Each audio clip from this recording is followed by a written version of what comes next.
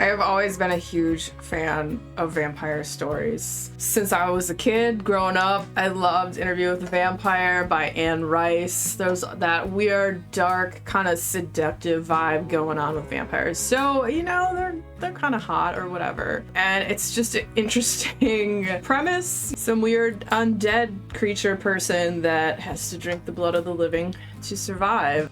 Maybe there's some truth in it. Where do these stories come from? So today, we are going to talk about the book, The Vampires of El Norte by Isabel Cañas. And this is the second book I've read by this author, and I love the way that she writes. The other book that she wrote was called The Hacienda. It's a historical horror. It's absolutely fantastic, and she has a lot of romance in her horror books. And I was trying to come up with like a smash-up word for it, and I was like, homance?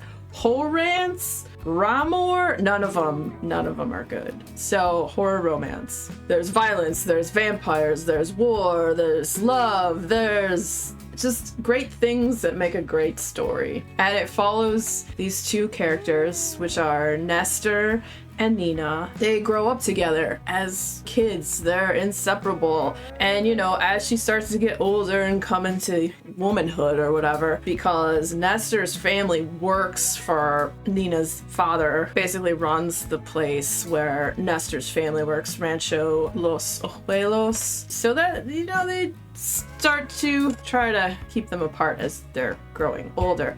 But they still sneak out to see each other. And Nestor and Nina, they hear the story about this treasure that might be buried. And if you see these glowing orbs in certain areas, that means there's treasure there. And so Nestor told Nina that he saw these glowing orbs out in this one area. So they meet up one night and they're gonna go and try and find and dig up some treasure. They go and they see this like orange glowing orb. And this is the middle of the night, you know, as I said, they snuck out. They're both 13 years old. So they go towards there and then the light winks out. It seems they're not alone and there may be some weird creature there.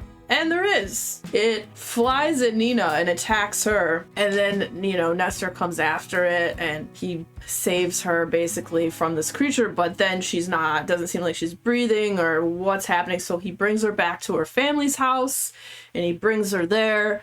And the mother and the father is angry and murderous eyes staring at Nestor. And the mother's like, she's dead. And Nestor runs away. To him, she died that night. Well, as it turns out, she didn't die that night. But he thought she was dead. He thought the dad was gonna murder him. So he got the F out of Dodge. And so years later, there's a war happening. He's worked all over the place and worked for different people. He ends up coming back to Rancho Los Ojuelos and he's gonna join the war effort. And then he finds out after all these years that his love, because they loved each other through all these years, that she's still alive, that she didn't die. And she just thought he abandoned her and left. So when they see each other again, it's like, what the F? And so they, you know, each has this different perspective of what happened, so they gotta work their crap out. And when Nestor goes to talk to Nina, she slams the door in his face. But as they go off to war together, he's been asked, him and a few others, to like kind of like keep a watch over Nina. She's gonna join the war effort because she's a curandera,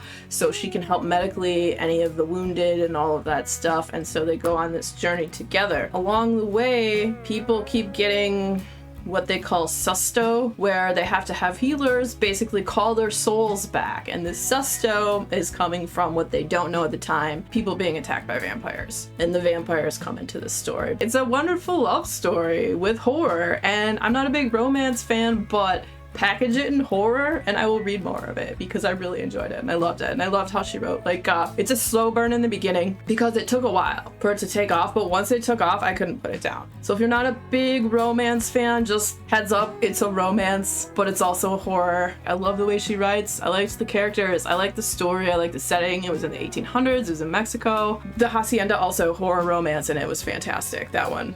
Check it out too if you haven't had a chance to check that out. I have a standalone video for the Hacienda review if you're interested in checking that out too. I will link that video down below. And if you guys have any other horror romances that you want to shoot me a recommendation for, I am open to those. Not so much traditional romance, I don't really want to read that, but horror romance, it's all right. So if you're a fan of horror romance, the next video coming up will be a horror romance. So stick around, check it out. And if you had fun hanging out today, hit that subscribe button, come back, see me again, and we'll talk about more bookish things and weird stuff.